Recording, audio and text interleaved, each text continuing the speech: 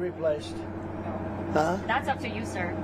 It'll never happen. Nobody wants to It'll stick never up for happen. me. Look, Thank you, Kate. Do you want that to face elaborate? and those Katie and those lips, they move like a machine gun. Donald Trump quiere que creas que su viaje en el Medio Oriente fue un triunfo histórico. En una demostración de liderazgo mundial, casi una gira de paz. Pero detrás de esa puesta en escena hay otra realidad. Un presidente que ni logró mantener la tregua en Israel, que ya amenaza con declarar la guerra a Hamas y que además no puede ni resolver el caos que él mismo generó con el cierre del gobierno en su propio país. Mientras presume acuerdos que no existen, Estados Unidos sigue paralizado, los funcionarios siguen sin cobrar y los parques nacionales están cerrados y el dinero público volando a otro continente. Shut down right now. It's one thing to have the president leaving the country and flying to other countries, as Trump did today. It's another thing to have the U.S. government funding another country's government while we are not funding ours.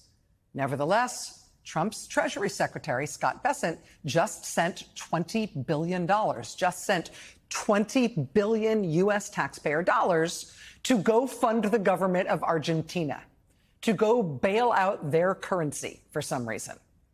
Argentina's currency has dropped 27% in value already this year, but we're buying $20 billion worth of it. Why is that? That doesn't seem like a good bet. Don't worry, it's just a loan. Right, think we're going to get that loan back? I don't know. The IMF has had to bail out Argentina 23 different times. Argentina owes the IMF more money than any other country on earth. The most recent IMF bailout was just in April, and even that wasn't enough to keep their economy and their peso from continuing to tank. But apparently now it's us.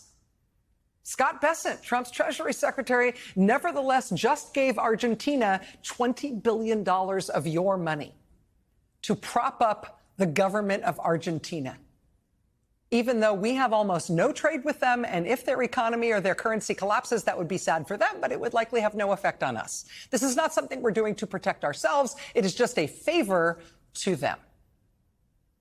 Trump and Scott Bessent have given them $20 billion US dollars out of the US Treasury, a $20 billion bailout that already appears, quite possibly, to be lost down a deep, dark well, because even after Trump gave them this $20 billion infusion within the last few days, CNBC reports today that markets today reacted in such a way that indicates that $20 billion might not be enough. Argentina might tank anyway. And that presumably best case means that we'll never get our $20 billion back. Worst case, it means they're going to keep giving them even more money that we'll never get back. But there are at least two American billionaires who are very close to Trump Treasury Secretary Scott Bessent.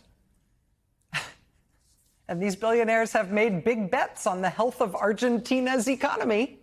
So, you know, I don't know if you had any plans for that $20 billion. It's your money. But for these rich guy friends of Scott Bessent, including Scott Bessent's former mentor on Wall Street, they stand to make a lot of money if the U.S. taxpayer starts propping up that failing country. And they stand to lose a lot if we don't, and that country fails. So there goes $20 billion of your money to buy nearly worthless pesos in Buenos Aires, while, you know, Yellowstone shuts down and people who work for the TSA don't get paid and American hospitals are white-knuckling it. Mientras Trump presume ser un gran negociador, su gobierno envía miles de millones de dólares a Argentina, un país con una economía al borde del colapso. Y todo para beneficiar a los amigos de su secretario del Tesoro. Dos multimillonarios ligados a él apuestan a ganar fortunas si el rescate argentino sale bien. Y si sale mal, como todo indica, la pérdida la asume el contribuyente estadounidense. Y mientras tanto, su portavoz, Karoline Leavitt, intenta distraer a la prensa con el mismo discurso de siempre, culpar a los migrantes, asegurando que ellos son los que roban a la salud pública, cuando en realidad los inmigrantes indocumentados pagan más de $100.000 millones en impuestos cada año, dinero que ni siquiera pueden usar porque no tienen acceso a esos programas. Pero Leavitt no habla de eso, prefiere mentir mal y servir de escudo para un presidente que se burla hasta de ella. Y hablando de eso, miren el siguiente momento. And I've never failed at working it out like immediately. Is that right? How's Caroline doing? Is she doing good? How you doing? Should Caroline be replaced? Huh? That's up to you, sir. It'll never happen.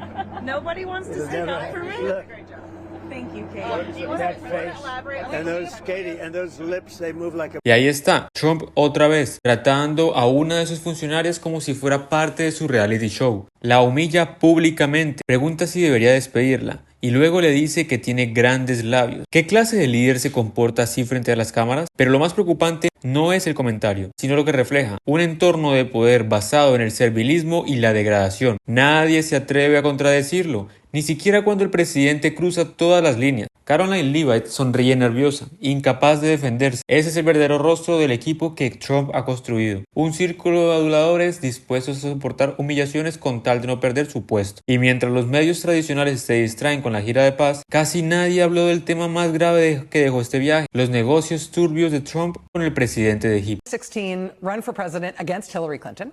One of the unexplained twists in that campaign was that Trump picked a foreign leader to call his favorite dictator during the campaign, which is not a typical thing that an American presidential candidate might do. You might think that the American people might not like that, but Trump went out on a limb and did that anyway. Before he was elected, during the campaign, he singled out the military strongman leader of Egypt as his favorite dictator. He actually showered him with all sorts of inexplicable praise.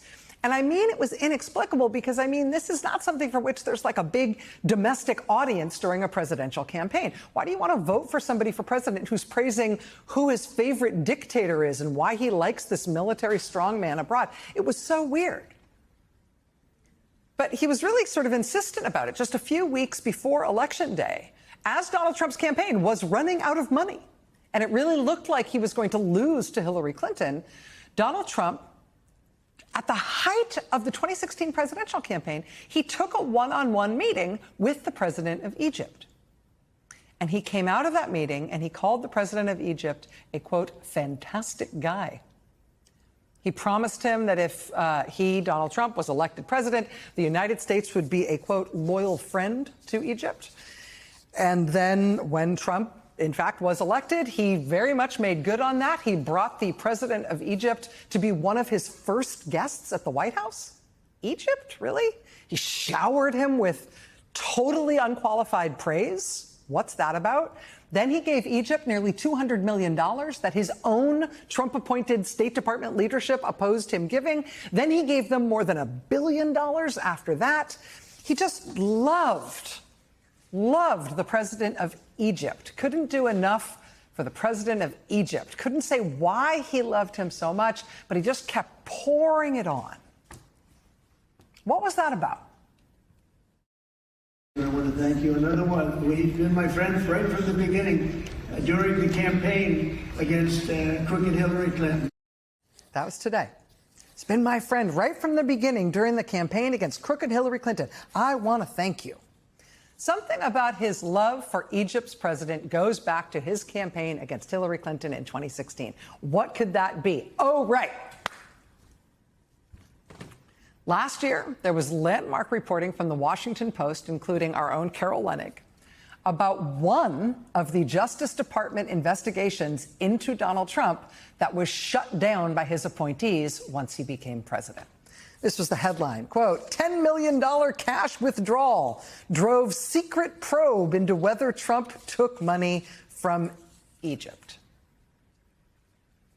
Now, when this story was published by the Washington Post, Trump's campaign, of course, called it fake news. But here's what that reporting said. During his campaign in 2016 against Hillary Clinton, the Trump campaign really had run out of money. His advisors were begging him to put in more of his own money into the campaign, and he was reportedly saying, no, he couldn't do it, or at least he wouldn't do it. But then he met with the president of Egypt, this inexplicable meeting he took at the height of the campaign with the president of Egypt. And somehow, shortly thereafter, he changed his mind about how much money he could give to his campaign. Yes, suddenly he could give $10 million of his own money to his campaign in the last crucial weeks before the election.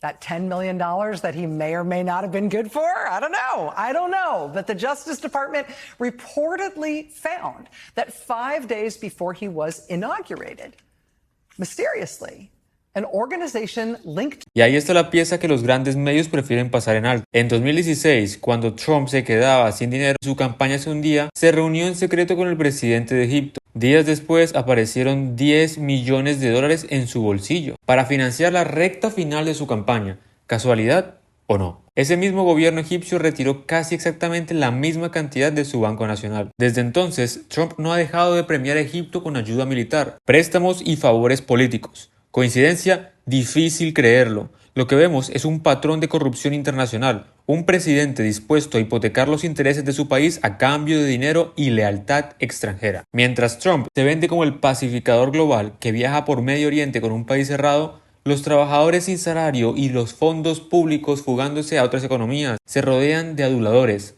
humilla a sus propios portavoces y multiplica los favores a regímenes autoritarios. Esto es rumor de Estado.